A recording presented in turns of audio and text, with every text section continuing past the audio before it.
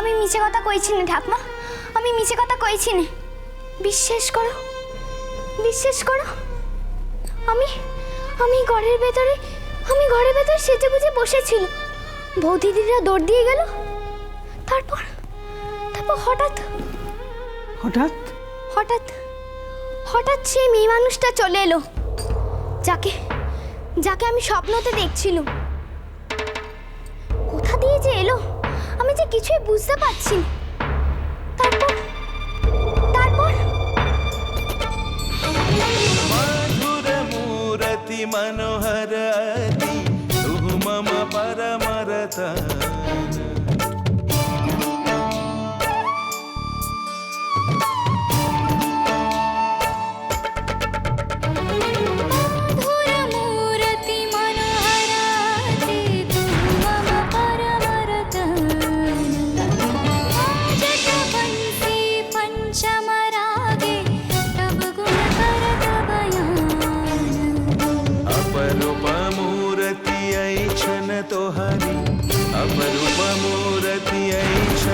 तोहरी सुरगुनी मनस बिहारी पुलकित हृदय दर्श परश लगी तनु मन सकली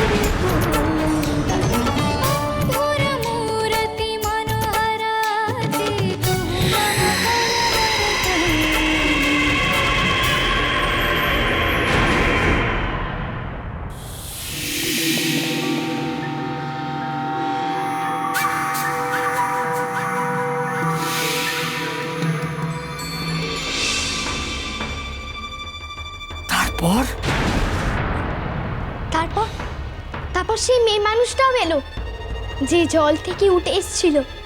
সে ভেলকি জানে গো দাদু, সে দেবতার মতন দেখতে, তার গায়ে সাপ সাপ গনা।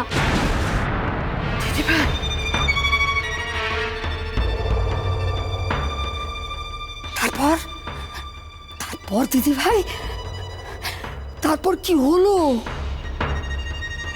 তারপর আর মনে পড়ছে না দাদু, তারপর আর মনে পড়ছে না।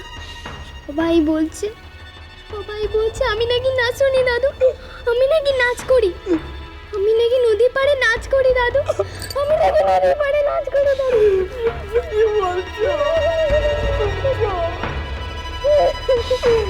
আমার গল্প এখানেই শেষ হলো।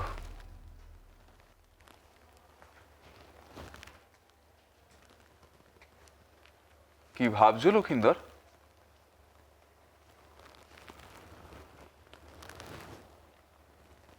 কি হলো লক্ষিন্দর?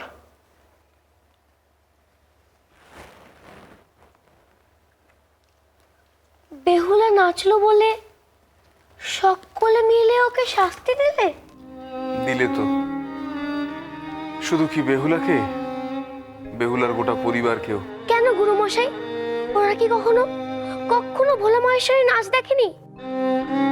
নটরাজের মূর্তি দেখেনি? ওরকম মূর্তি তো আমার ঘরে একটা আছে। সেটা দেখতে কি সুন্দর, দেখলেই চোখ জুড়িয়ে যায়। সেই সুন্দরের অনুভব পেতে গেলে লক্ষিন্দর, দেখার মতো একজোড়া চোখ দরকার, যে বোঝার মতন সতেজ সুন্দর সবুজ মেধা দরকার। যে কেন, যারা বেহুলাকে শাস্তি দিলে তারা কি সবাই অন্ধ, দেখতে পায়নি? তোমার মনে যে সত্যের আলো আছে লক্ষিন্দর, তার বিন্দু বিসর্গ সমাজের এই মাথাদের মধ্যে নেই। মনে অন্ধকার থাকলে সুন্দরের দেখা পাওয়া যায় বাবা? যায় না।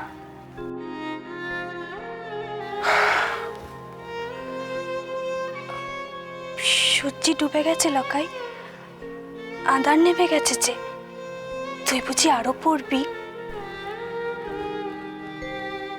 সন্ধে হয়ে গেল, কই আমি তো কিছুই বুঝতে পারলাম না। আর অন্য কোনো দিকে মন থাকলে তবে তো বুঝতে পারবি।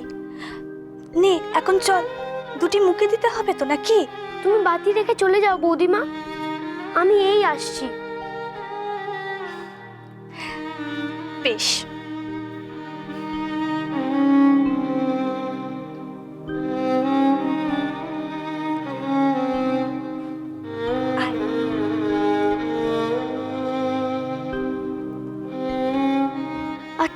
মশাই, আপনিই তো বললেন বেহুলা একরত্তি মেয়ে।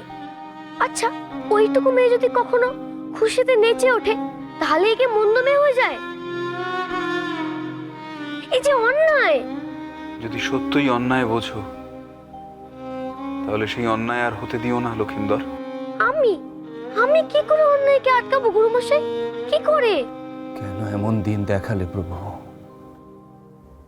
এমন দিন দেখব বলে কি সারা জীবন ধরে কায় মনোবাক্যে আমি তোমার পুজো করে এসেছি?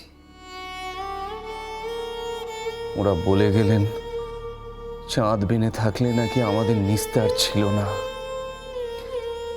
তিনি নাকি আমাদের আরো কড়া শাস্তি দিতেন।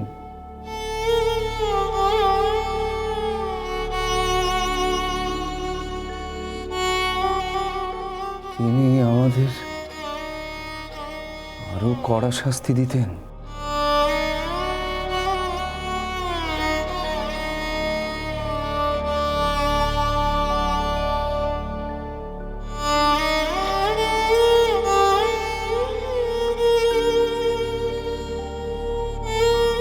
এ কথা আমি বিশ্বাস করি না ভোলানাথ। চাঁদ বেনে তোমার ভক্ত, শিবের ভক্ত। শিবের ভক্ত যিনি, তিনি ন্যায়ের ভক্ত, সত্যের ভক্ত। তাই তিনি থাকলে আমাদের প্রতি অন্যায় অবিচার কিছুতেই করতে দিতেন না, এ আমি জানি। কি বলছে বাবা? চাঁদ বেনে থাকলে এমনটা হতো নি? তিনি রক্ষা করতেন আমাদের?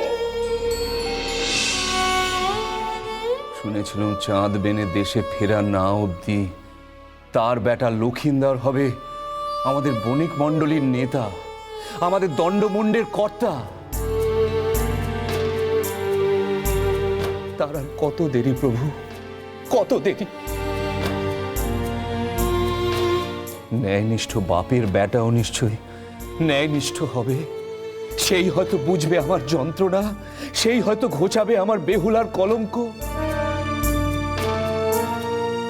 দয়া করো প্রভু, এই ভক্তের উপর কৃপা করো। লক্ষিন্দর রাজা হোক আর আমার মেয়ে পাক ন্যায় বিচার। বেহুলা ন্যায় বিচার পাক প্রভু, বেহুলা ন্যায় বিচার পাক।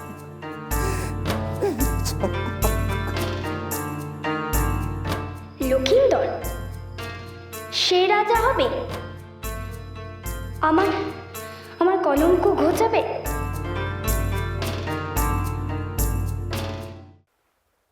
বাবার সিংহাসনে বসো লক্ষিন্দর। বণিক সমাজের মাথা হও, অসহায় মানুষের রাজা হও। যদি অন্যায় হতে দিতে না চাও তাহলে চন্দ্রধর বণিকের মতো মানুষের মঙ্গল করো। গুরুমশাই, অন্যায় অবিচারের হাত থেকে সাহেবেনের গোটা পরিবারকে রক্ষা করে তুমি তোমার কাজ করো লক্ষিন্দর। বেহুলার কলঙ্ক মোচন করো। আচ্ছা গুরুমশাই, ওই বেহুলা বলে মেয়েটি, ও ও নাচছিল কেন? ওর নাচের আসল কারণটা কি কেউ জানে? আসল কারণ? হ্যাঁ গুরুমশাই, লোকে তো তাকে শুধু নাচতেই দেখেছে, কিন্তু অনেক সময় আমরা চোখে যা দেখি তা তো সত্যি নাও হতে পারে। অর্থাৎ? এই যে আমি সেদিন দেখলুম উজানি নগরের একটা বাচ্চা ছেলের ইয়া বড় গোফ, কিন্তু মা বললে সে মেয়ে মানুষ। মায়ের কথাটা যদি সত্যি হয় তাহলে আমার চোখে দেখানো সত্যি নয়, তাই না গুরুমশাই? তাই তো, আমার মাথায় কেন আসেনি? আমি কেন বুঝে উঠতে পারিনি? সত্যি তো, সত্যি। তাহলে সত্যিটা বোঝা যাবে কি করে লক্ষিন্দর? বেহুলাকে জিজ্ঞেস করলেই বোঝা যাবে। তার সাথে যা হয়েছে সেই তো ভালো জানবে।